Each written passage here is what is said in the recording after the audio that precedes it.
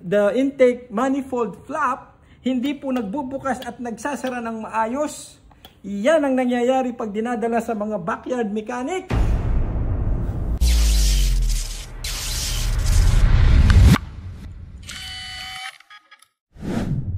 Hello mga ka-handsome. Once again, welcome back for today's video. Meron lang tayong ipagmamalaki guys. Look at this. This Toyota Hilux here. Okay? Customer just found us. Nakita tayo sa Facebook. Ang laki ng binayaran niya dun sa dating mekaniko. Nagpalit na sila ng EGR. Naglinis na sila ng intake. Look at this. Okay?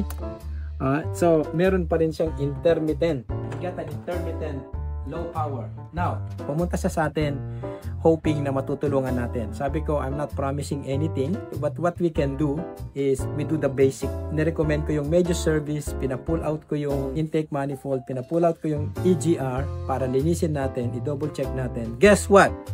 Ang dami nating nakitang mga bolt and nut na missing. Nawawala yung mga bolt and nut.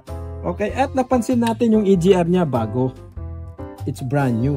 So it doesn't need cleaning. However, so kailangan nating sibakin ito para makita natin yung ginawa ng previous mechanic. O dito, sasagutin natin yung comment o yung isang reaction ng followers ni Emil. Sabi niya, mahal yung binayaran mo kay Andre. Kung ako sa'yo, binili mo na lang yung parts, pinagawa mo na lang sa mechanic. Ito po yung nangyari. Ginawa nila sa bahay.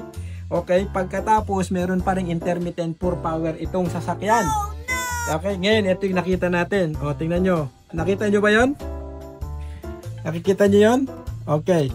So, pag bumubukas ito, hindi nabubukas, tumatama dun sa nut.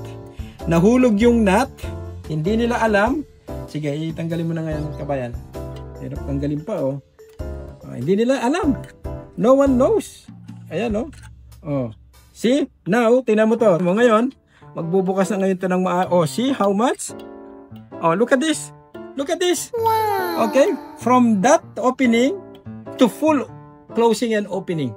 So that means the intake manifold flap hindi po nagbubukas at nagsasara ng maayos. Yan ang nangyayari pag dinadala sa mga backyard mechanic. Okay?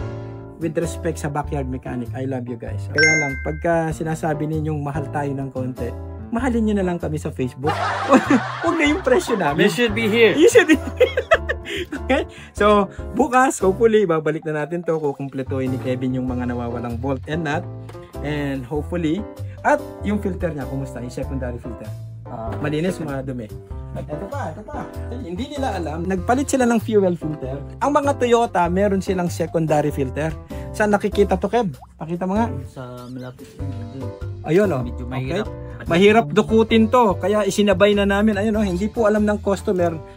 Ayun, the secondary filter is located there. Apakahirap dukutin yan. Kaya since tanggal na yung intake manifold, hindi na ako nagpaalam sa customer. Ako na mismo yung nagdesisyon. I decide for myself. Kasi ang dumi Counting barya lang. Okay, medyo 100. Papalitan natin to kasama na yung labor.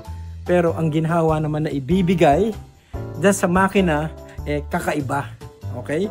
Ito po ang kakaibahan ng Hansa Mechanic. Meron kaming puso para sa customer. Yung presyo, wag na natin pag-usapan. Ang sabi nga you get what you paid for. And welcome to the place of never-ending possibilities, the Hansa Mechanic. You should be here.